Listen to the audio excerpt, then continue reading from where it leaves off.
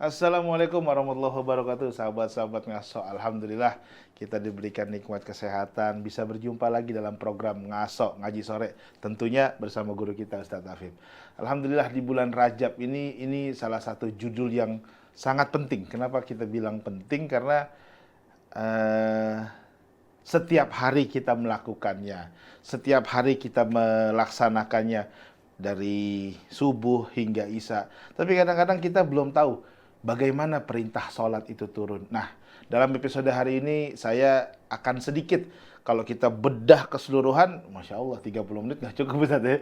Tapi mudah-mudahan dari yang sedikit ini bisa menambah pengetahuan antum-antum semua, sahabat-sahabat ngaso yang lagi di perjalanan, mungkin yang udah sengaja nih nungguin episode ini, dan Alhamdulillah di Rajab ini, di tempat yang bukan di tempat, maksud saya di bulan yang Allah turunkan perintah sholat ini, sama-sama kita dapat ilmunya. Bukan dari saya ilmunya, dari guru kita nih. Assalamualaikum Ustaz.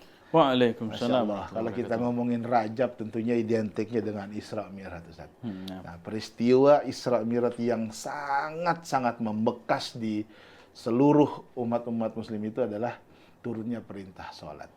Ustaz, kalau kita bicara perintah sholat itu gimana sih awalnya perintah sholat itu? Nah, jadi sebelumnya baginda Nabi Muhammad SAW mendapatkan perintah sholat itu di pagi dan petang. Kemudian dalam Isra dan sepulang dari Isra wal Mi'raj barulah difardukan sholat yang lima waktu. Difardukan sholat yang 5 waktu. Itu sebelumnya Nabi Muhammad SAW melakukan perjalanan istimewa, perjalanan yang paling indah dari Masjidil Haram ke Masjidil Aqsa. Kemudian dari Masjidil Aqsa, Mi'raj. Langit 1, 2, 3, 4, 5, 6, 7. Kemudian Sidratul Muntaha. Dan sampai Malaikat Jibril nggak bisa lagi mendampingi Nabi Muhammad. Dan berjumpa dengan Allah. Sekali lagi, bukan berjumpa dengan Allah di atas. Bukan. Tetapi Allah Subhanahu wa taala tidak butuh tempat, tidak butuh waktu. Berjumpaan tersebut sampai membuahkan oleh-oleh. Oleh-olehnya yaitu kefarduan salat yang 5 waktu. Sebelumnya diriwayatkan dalam hadis, ini rangkuman aja ya, rangkuman itu difardukan salat 50 waktu. Masya Allah. 50 waktu. 50 Mungkin waktu. Kita mikirnya ini kok Allah pengen membebani umat Nabi Muhammad. Mungkin kalau kita membebani umat Nabi Muhammad dengan beban yang berat 50 waktu. 50 waktu. Padahal kalau kita lihat dari sudut yang lain, Allah ingin memiliki umat Nabi Muhammad ini punya interaksi yang istimewa dengan Allah Subhanahu wa taala. Oh, dengan 50 waktu iya, itu bisa dibilang diberikan waktu dalam sehari 50 kali. 50 kali. Ibarat orang kalau mau jumpa sama pimpinan, sama bos, hari Senin jam 1 lewat di situ gue nggak bisa gitu. Nah ini Allah memberikan kesempatan 50 waktu. Jadi banyak ikatannya erat dengan Allah Subhanahu wa taala, istimewa dengan Allah Subhanahu. Dari kita lihat dari sudut yang lain, bukan membebani, merepotkan, enggak. Justru Allah pengen memuliakan umat Nabi Muhammad dengan interaksi yang banyak dengan Allah Subhanahu wa taala. Sehingga menerimalah 50 waktu tersebut. Sampai dalam kisah yang kita sering mendengar juga, Nabi Muhammad kemudian kembali dan berjumpa dengan Nabi Musa, masih di langit. Berjumpa dengan Nabi Musa, kemudian terjadi diskusi dengan Nabi Musa. Nabi Musa menanyakan bahwa difardukan sholat 50 waktu, kata Nabi Musa, umat ente nggak bakalan sanggup ngejalanin yang 50 waktu. Balik lagi minta keringanan, balik lagi minta keringanan. Bolak-balik tersebut sampai menerima 5 waktu. Ketika disuruh balik lagi, umat ente nggak sanggup. Umat ente nggak sanggup, minta lagi keringanan. Kalau Nabi Muhammad minta lagi keringanan, pasti bakalan dikasih oleh Allah Subhanahu wa taala. Karena aneka macam permintaan Nabi Muhammad pasti diberikan oleh Allah Subhanahu wa taala. Wala sawfa yu'tika rabbuka fatarda. Dan kau akan mendapatkan kenikmatan sampai kau benar-benar puas. Itu Allah Subhanahu wa taala berfirman dalam surah Ad-Duha demikian. Nah, kan Nabi Muhammad kalau minta pun dikasih lagi. Cuma Nabi Muhammad, ini istahyaitu min rabbi. Aku malu dengan Tuhanku. Udah banyak minta keringanan. Dan di sini juga digarisbawahi oleh Imam Ibn Hajar Asqalani dalam Fathul Bari bahwa Nabi Musa sebenarnya nggak punya urusan dengan umat Nabi Muhammad. Artinya apa urusannya Nabi Musa peduli dengan umat Nabi Muhammad? Umatnya nggak sanggup, nih. ya Nabi Musa nggak punya urusan sebenarnya sama. Iya, beda zaman juga itu. Jadi bisa dibilang dia ini politiknya Nabi Musa. Politiknya Nabi Musa, kenapa? Karena Nabi Musa senang berjumpa dengan Nabi Muhammad SAW. Jadi setiap kali, kalau misalnya 50 kali ketemu, langsung sekali lewat begitu, biasanya cuma sekali doang. Ya. Apalagi nih jumpa Nabi Muhammad, Nabi Muhammad habis berjumpa dengan Allah. Kondisi itulah dimanfaatkan. Iya, nah Nabi Muhammad itu udah indah. Terus habis berjumpa dengan zat yang maha indah, yaitu Allah Subhanahu Wa Taala. Bekasnya ada, kebahagiaan tuh luar biasanya itu ada, terpancar pada sosok wajah Nabi Muhammad. Nabi Musa ini pengen memandang berkali-kali. Berinteraksi, bukan hanya memandang, berinteraksi berkali-kali. Kata Imam Ibn Hajar Al-Asqalani ini modusnya Nabi Musa, bahasa kasarnya gitu. Pengen menikmati keindahan wajah Nabi Muhammad berkali-kali. Itu Nabi ya, sama-sama Nabi. Iya, bagaimana kita manusia, ya Allah, Masya Allah. Itu jadi ini Nabi Muhammad wajahnya kita mengetahui. Orang-orang kafir yang belum beriman pun ketika memandang Nabi Muhammad, alim tu annahu laisa biwajhin kadzdzab. Anda tahu nih model wajah kita ini bukan wajah tukang bohong. Kalau kita yang lihat wajah muka kita dilihat kayaknya wajahnya udah ngeselin, demam. Udah kadang-kadang mungkin lu gue nggak yakin nih, Insya Allah gitu. Makanya singkat cerita sampai akhirnya menerima 5 waktu, kemudian Jibril alaihissalatu wassalam yang mengajarkan Nabi Muhammad SAW praktik sholatnya. Praktik sholatnya. Begitu. Setelah mi'rajnya Nabi Muhammad sallallahu alaihi wasallam. Gitu minta. Ya, Ustaz.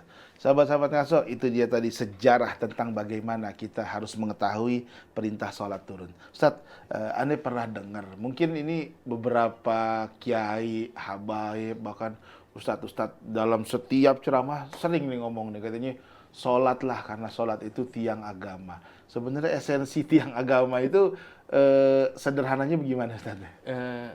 Tiang agama, jadi nggak akan bisa berdiri kalau agama itu tanpa adanya tiang. Jadi tiang di sini istilah yang dipinjam lah. Kalau orang pengen mendirikan bangunan tanpa tiang rasanya mustahil. Ya, rasanya mustahil. Cuman Allah Subhanahu Wa Taala yang punya kuasa mendirikan langit yang tinggi itu tanpa ada tiang-tiang yang menyanggahnya. Nah di sini agama ini sholat ini di penopang agama sampai diibaratkan seperti laksana tiang. Keberadaannya harus ada. Nggak boleh nggak ada. Kalau nggak ada, maka agama seseorang akan hancur, akan rubuh, nggak ada agama. Orang praktiknya itu kalau dia nggak melaksanakan sholat, waduh bisa dibilang agamanya udah hancur, agamanya rusak. Barometer standar paling sederhananya seseorang agamanya bagus atau nggak, lihat sholatnya bagaimana, gitu. Nah, kemudian ada penjelasan dari Syekh Mutawalli Sya'rawi, alaihi rahmatullah, salah seorang ulama tafsir dari Mesir, wafat sekitar 25 tahun yang lalu lah. Sekitar 25 tahun. Beliau menceritakan betapa sholat ini wajib bagi setiap insan muslim. Naam, rukun Islam yang 5. Rukun Islam yang 5, syahadatu an la ilaha illallah. Betul. Kemudian sholat, kemudian puasa, zakat, dan haji. Ini enggak wajibnya nih, 3 rukun ini cuman pilihan. Puasa wajib, naam. Tapi bagi orang yang sakit wajib puasa nggak? Enggak. Bagi orang yang berperjalanan boleh dia membatalkan. Enggak berpuasa sekalipun. Zakat wajib nggak bagi setiap muslim? Kalau yang nggak mampu ya menerima malah. Nggak mampu malah dia nggak ngeluarin zakat, justru malah menerima zakat. Wajib bagi ada ketentuan-ketentuannya ya. Haji wajib nggak bagi setiap muslim? Umrah. Kalau keadaan ekonominya belum apa ya nggak wajib. Kalau misalnya nggak ada kemampuan dia nggak mendapatkan khitab kewajiban. Tapi kalau sholat mau dia miskin wajib nggak ada sholat? Nggak wajib. Wajib. Miskin kaya wajib sholat nggak? Sholat. Orang sakit wajib sholat ya? Wajib sholat. Orang perjalanan wajib sholat ya? Wajib sholat. Orang perjalanan wajib sholat. Jadi betapa rukun-rukun yang lain tuh bisa dibilang kalah. Kalah. Kenapa? Karena ada variabel-variabel yang kalau itu nggak lengkap, boleh dia menggugurkan kewajiban tersebut, dia nggak menjalankan saat itu. Dia nggak menjalankan saat itu. Ya. Jadi kalau sholat nggak bisa. Harus. Ente sakit sholat, ente miskin sholat, ente lagi punya masalah sholat, ente nggak punya masalah sholat. Jadi sholat semua yang membedakan muslim dengan non muslim adalah sholat, prakteknya. Nah, dan istimewa lagi juga dalam sholat terkumpul keempat rukun Islam yang lainnya. Ya. Dalam sholat baca tasyahud, asyhadu an la ilaha illallah wa asyhadu anna muhammadar rasulullah. Dalam sholat ada puasa. Puasa itu maknanya imsak. Imsak itu artinya menahan. Menahan. Dalam sholat kita menahan. Menahan tidak berbicara. Menahan tidak bergerak 3 kali berturut-turut di luar dari gerakan sholat. Menahan makan menahan minum, sama. Ada nilai-nilai puasa di dalam Sholat. sholat. Nah, jadi otomatis orang sholat itu puasa juga. Hmm. Zakat, dalam sholat ada zakat nggak? Ada zakat. Kenapa penjelasan zakat? Orang zakat itu karena adanya mal. Dalam bahasa Arab, mal itu harta. Seseorang tidak mendapatkan harta terkecuali dengan amal, bekerja. Setelah dia bekerja mendapatkan mal. Amal mendapatkan mal. Jadi bekerja dulu baru mendapatkan harta. Harta. Nah, ya, mal. Nah, kalau dia orang mau bekerja membutuhkan waktu. Butuhkan waktu. Orang bekerja pasti mengorbankan waktu. Dalam sholat kita juga mengorbankan waktu kita. Allah. Mengorbankan waktu kita. Bukan mengorbankan waktu. Waktu yang paling utama ialah waktu yang kita persembahkan untuk melaksanakan ibadah sholat. Lain-lainnya selebihnya itu adalah santai sambil nunggu waktu sholat yang berikutnya. Ente ngopi, nongkrong di mana, itu maksudnya nungguin sholat. Ente sekarang habis asar nih, misalnya, ente ngopi, nongkrong, ente nungguin sholat maghrib. Ya. Begitupun maghrib, begitupun isya. Kenapa ente tidurnya? Ane nunggu waktu subuh. Tiba waktu subuh, jadi orang sholat itu mengorbankan waktu, bahkan meluangkan waktu. Jadi dengan meluangkan waktu sama aja kayak orang mengeluarkan zakat. Yang kalau dia keluarin waktunya tersebut untuk sholat, akan memberkahi waktu-waktu yang lainnya. Sama kayak orang ngeluarin zakat. Dia ngeluarin zakat, maka akan memberkahi harta-harta yang lainnya yang dia nggak keluarkan. Dia ngeluarin zakat 2,5%. Dia ngeluarin zakat 2,5%. Maka yang 97,5% diberkahin oleh Allah Subhanahu wa taala. Sama juga dia mengeluarkan waktu 5 waktu dalam sehari. Berapa menit itu? Kurang lebih sekitar 10 menit dah. Ya, masing-masing 10 menit gitu sholat. Masing-masing, iya. Kayaknya kurang dah 10 menit mungkin. Kurang ya, 15 menit ya, 15 menit. Iya, pokoknya begitulah. Pokoknya dalam sehari sedikit. Kita cuma diminta 5 waktu, dan 5 waktu itu bisa dihitung berapa menit, ya, sekian menit. Oh iya, kalau dijumlah ya. Nah, kalau dijumlah itu cuma berapa menit doang. Dan dari itu, kalau kita mengorbankan, ngeluarin waktu yang tersebut dengan sedikit tersebut, akan memberkahi sisa waktu kita yang lainnya. Selama 1 hari ya. Selama 1 hari tersebut, karena melaksanakan ibadah sholat. Sama kayak efek dari zakat. Sama kayak dari efek dari zakat. Ngeluarin harta sedikit, memberkahi harta yang lainnya. Kemudian dalam sholat juga kita ada esensi haji. Haji itu apa? Qasdu Baitillahil Haram. Bermaksud ke rumahnya Allah yang dihormati, yang diharamkan oleh Allah, Ka'bah Musyarrafah. Orang haji bermaksud pada Ka'bah Baitullahil Haram. Sama dalam sholat kita menghadap ke arah Ka'bah. Maka dalam sholat, keempat rukun Islam yang lainnya semua terkandung dalam sholat. Ini penjelasan yang dapat dari Syekh Mutawalli Sya'rawi. Begitu. Ustaz aja dapat dari guru, kita dapat dari Ustaz. Berarti ya alhamdulillah nih, yang namanya ilmu itu turunan, dan yang namanya bertemanan tarik-menarik. Nah ini kita nih lagi narik ilmu dari Ustaz nih. Masya Allah. Sahabat Ngaso, masih ada segmen selanjutnya. Jangan kemana-mana, tetap di Ngaso. Kita masih bahas tentang sholat. Walaupun dalam 30 menit ini nggak bisa kejawab semua, mudah-mudahan bisa menambah pengetahuan antum semua. Jangan kemana-mana setelah yang satu ini. Assalamualaikum.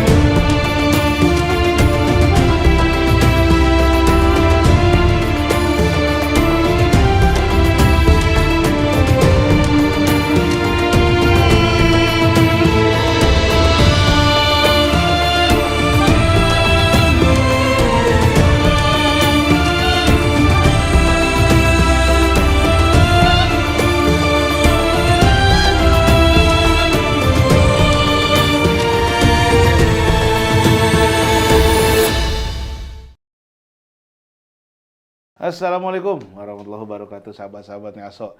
Yang kuotanya dikit lagi habis, mumpung antum cari wifi deh. Karena nih, Masya Allah, pembahasannya lagi menarik-menariknya nih. Kenapa aneh bilang menarik? Karena pembahasan ini yang sering kita lakukan setiap hari.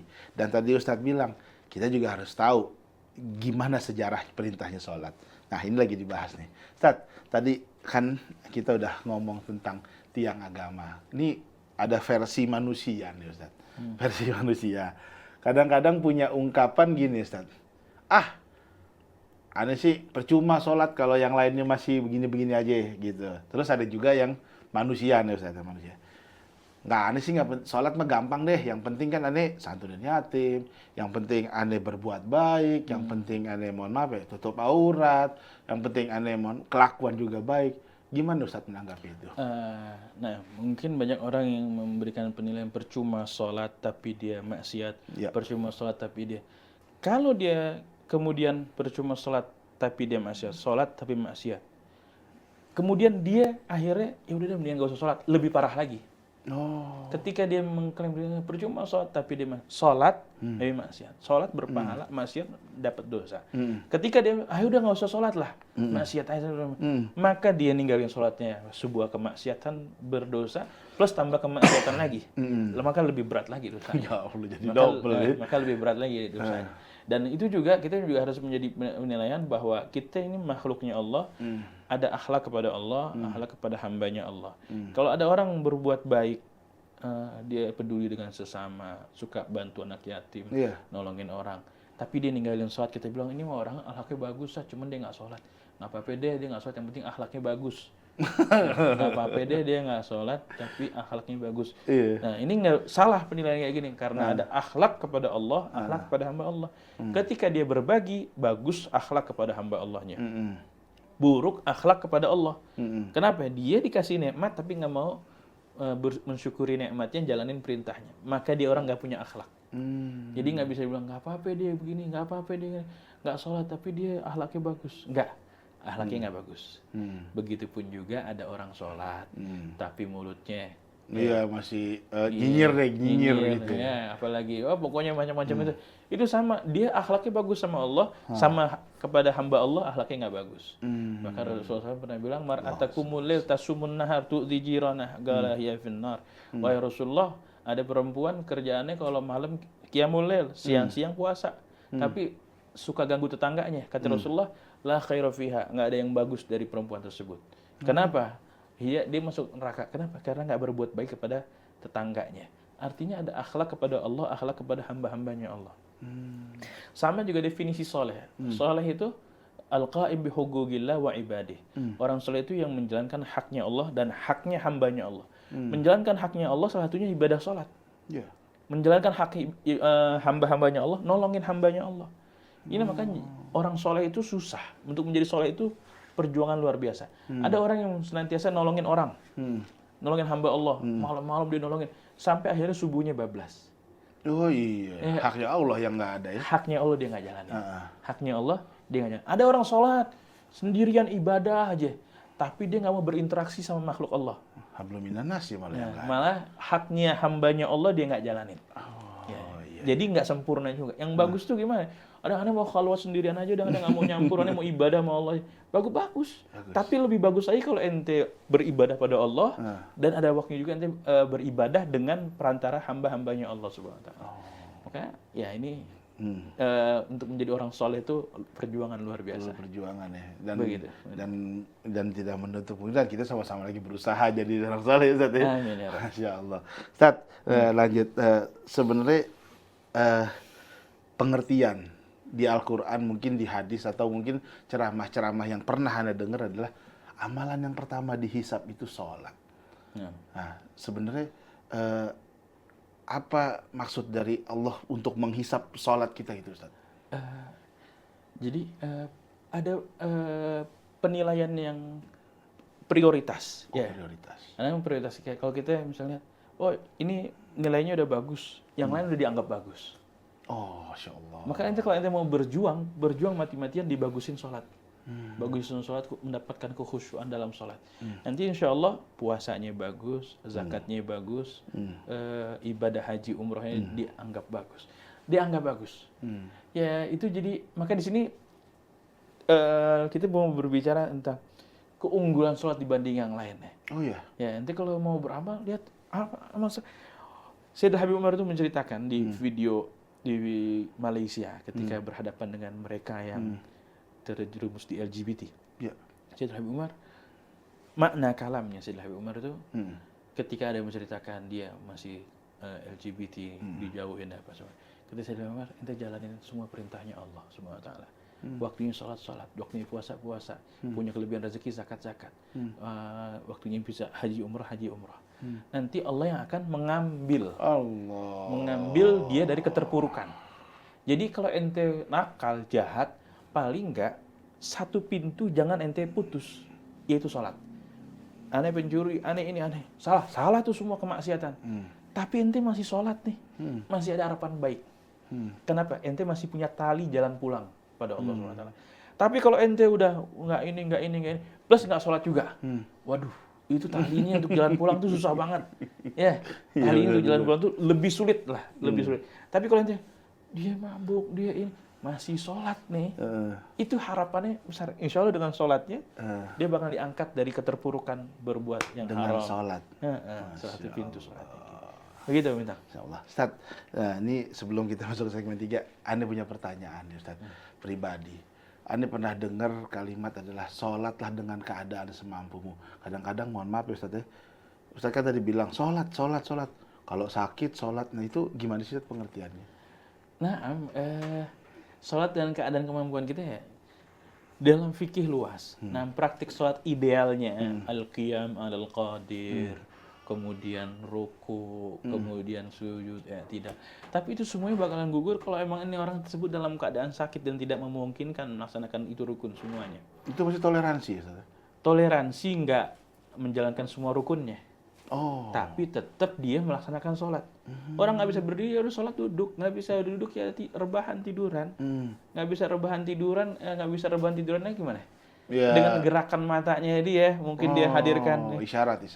Iya, itu jadi semampu kita. Emang sampai selevel mana sampai kita meninggalkan sholat? Emang kita nggak mampu berdiri, nggak mampu sujud, nggak mampu ruku. Ente dikasih 24 jam. Insya Allah Ustaz ngomong semampu mana, aneh jadi bangun buluan itu. Suka ngaca sama diri sendiri gitu. Ya, semampu mana ente ninggalin sholat. Masya Allah. Tuh sahabat-sahabat ngaso itu sebenarnya sindiran dari guru. Jangan pernah tinggalin sholat. Insya Allah. Gitu, minta. Jadi walau dalam keadaan apapun ya Ustaz ya, nggak bisa tidur, duduk, nggak bisa duduk, pakai isyarat, ya alat bantu gitu ya. Masya Allah. Yang penting jangan pernah tinggalin sholat. Masya Allah. Itu dia sahabat-sahabat ngaso enaknya untuk punya guru. Jadi kita menambah ilmu. Kita akan kembali setelah yang satu ini di segmen berikutnya. Assalamualaikum warahmatullahi wabarakatuh.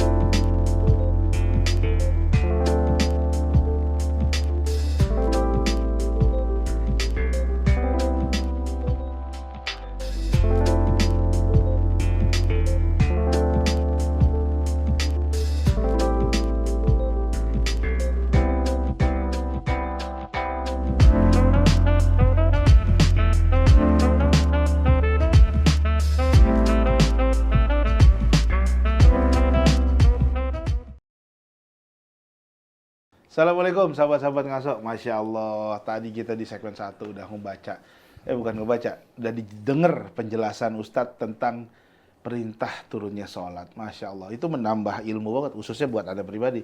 Mudah-mudahan sahabat ngaso juga sama. Tadi yang kedua kita juga udah baca esensi sholat. Bahkan sholat itu juga menjaga hubungan kita dengan manusia dan yang pasti hubungan kita dengan Allah. Itu nggak bisa dipisah. Dan yang di segmen terakhir, sebelum kita masuk kesimpulan, nggak afdol kalau kita belum dengar sejarah tentang sahabat-sahabat dari zaman Nabi itu tentang sholat. Ustaz, Anda mau dengar Ustaz cerita-cerita tentang sahabat dulu sholat, mungkin ada yang bisa menjadikan kita pelajaran Ustaz. Gimana Ustaz? Sering kita sampaikan sahabat itu sampai level kekhusyuannya sampai ada yang ketuncap anak panah. Oh, insya Allah masih tetap sholat ya. Anak panah masih tetap bahkan sholat. Perang pun juga masih sholat ya. Kita ada yang ketunjuk anak-anak kayaknya nggak? Di Jakarta ada yang ketunjuk Nggak anak-anak? ada lah, udah kita sholatnya di masjid. Iya, kayaknya aman. Ketunjuk anak-anak dia tetap sholat, bilang ente cabut balik anak panahnya pas lagi sholat. Oh, Karena anak kalau udah sholat itu bius, nggak sadar apa-apa, oh. nggak berasa sakit. Nggak Kalau kita lagi sholat berasa apaan aja semuanya. Malah kadang-kadang Yang tadi- mikir. Iya. Nah makanya ada cerita Sayyidina Ali bin Abi Thalib. Sayyidina Ali bin Abi Thalib itu pernah kumpul para sahabat, Rasulullah berbicara tentang kekhusyuan dalam sholat. Singkat ceritanya, Rasulullah bilang, Ali coba ente praktikin 2 rakaat sholat dengan penuh kekhusyuan. Sayyidina Ali. Sayyidina Ali bin Abi Masya Thalib, Allah. 2 rakaat sholat dengan penuh kekhusyuan. Kalau ente bisa khusyuk dalam sholat, ente boleh pilih. Ini kalau bahasa sekarang di challenge nih ya, sama Rasulullah di challenge. Kasih reward sama Rasulullah. Kasih reward. Nanti kalau ente 2 rakaat khusyuk, dapat hadiah. Mau sorban Yaman atau sorban Syam. Oh. Saat itu sorban Yaman, sorban Syam mungkin Itu kalau sekarang hadiahnya tuh ya. sarung apa nih yang keren gitu kan? Sarung yang sarung tut. iya, sarung yang gitu. mahal-mahal gitu. Eh. Nah, yaudah Rasulullah siap. Akhirnya Ali bin Abi Thalib siap laksanakan sholat. Ketika sholat di rakaat pertama, Masya Allah khusyuk. Rakaat kedua, menjelang salam, Sayyidina Ali bin Abi Thalib kebayang. Ya, aneh kalau khusyuk kata Rasulullah, suruh pilih sorban Yaman apa sorban Syam. Aneh mau pilih sorban Yaman aja, lebih bagus sorban Yaman. Itu terbesit, terlintas di pikiran Sayyidina Ali, di hati Sayyidina Ali, menjelang kelarnya sholat di rakaat yang kedua. Maka selesai sholat, Ali bin Abi Thalib, gimana tadi sholatnya? Ya Rasulullah, rakaat pertama, rakaat kedua, wahai Rasulullah. Di ujung-ujungnya kepikiran hadiah dari engkau, wahai Rasulullah. Kalau aneh khusyuk, udah kepikiran, aneh bakalan pilih sorban Yaman. Artinya apa? Kecabut tuh kekhusyuannya, Sayyidina Ali bin Abi Thalib terlintas di ujungnya.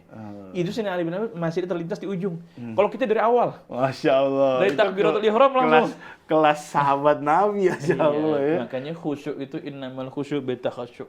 Khusyuk itu didapat dengan pora-pora khusyuk. Paksain khusyuk sampai nanti Allah yang menganugerahkan kekhusyuan. Masya Allah. Khusyuk Berserah itu diri juga. anugerah dari Allah. Dan nanti di akhir zaman, salah satu yang dicabut di akhir zaman duluan adalah khusyuk. Banyak orang beribadah tapi hilang dari kekhusyuan. Jadi di akhir zaman yang dicabut apa nih salah satunya? Kekhusyuan. Banyak orang beribadah lepas dari kekhusyuan. Itu tanda-tanda akhir zaman, Ustaz. Iya. Masya Dan Allah. sekarang ada wakil ya nggak? Jangan dong, Mungkin masih satu jauh. masjid kayaknya Jauh deh, jauh, masih jauh. Yang khusyuk berapa orang? Masya Allah. Imam yang nggak khusyuk, makmumnya makmum. Itu mungkin bukan yang nggak khusyuk, Ustaz. Belum ada ilmunya. Mungkin dengan dengerin ngaso episode kali ini jadi bertambah nih ilmu dan Iya. kita juga berusaha untuk khusyuk gitu. Mudah-mudahan jadi target dalam kehidupan kita Amin. di 2024 Amin. ini. Iya. Orang-orang mikir target segini nih, target sholat khusyuk deh. Salah khusyuk. Ya itu target yang sangat-sangat membawa kita ke apa namanya ke alam nanti itu. Keuntungannya dunia akhirat. Dunia akhirat itu. Begitu Bang Milan. Ustaz, silakan kesimpulannya tentang menjaga sholat dan mudah-mudahan juga ini bisa menjadi satu pegangan buat sahabat-sahabat ngaso khususnya buat jamaah majelis Rasulullah. Nah, Silakan Ustaz. di momen Isra Mi'raj, ya selain kita mengkaji sirah Nabi Muhammad SAW, kita juga mengkaji oleh-olehnya dari perjalanan Isra Mi'raj, yaitu sholat. Ya, maka introspeksi dengan sholat kita, sholat kita, sholat keluarga kita. Harusnya kalau kita udah punya sholat yang 5 waktu dan benar menjalankan hak kekhusyuan, kita nggak ada lagi humum, keresahan. Nggak punya lagi keresahan dalam hal urusan dunia, kecemasan. Nggak ada lagi. Kenapa? Karena udah ada solusi jalan keluarnya dari sholat yang kita kerjakan. Kira-kira begitu aja. Insya Allah sholat ini menjadi miftah, kunci pembebas dari segala keresahan dunia. Resah itu bagus kalau resahnya urusan akhirat. Tapi kalau resahnya urusan dunia mulu, nah itu makin sempit gitu. Ada keder Gitu ya, minta. Masya Allah. Alhamdulillah sahabat-sahabat ngaso. Itu dia tadi diskusi kita dengan judul turunnya perintah sholat. Mudah-mudahan menambah wawasan antum-antum semua dan bisa menjadi pegangan dan bisa menjadi ilmu yang bermanfaat. Akhir kata saya undur diri. Kita ketemu lagi di episode selanjutnya. Jangan kemana-mana, tetap di Ngaso. Assalamualaikum warahmatullahi wabarakatuh.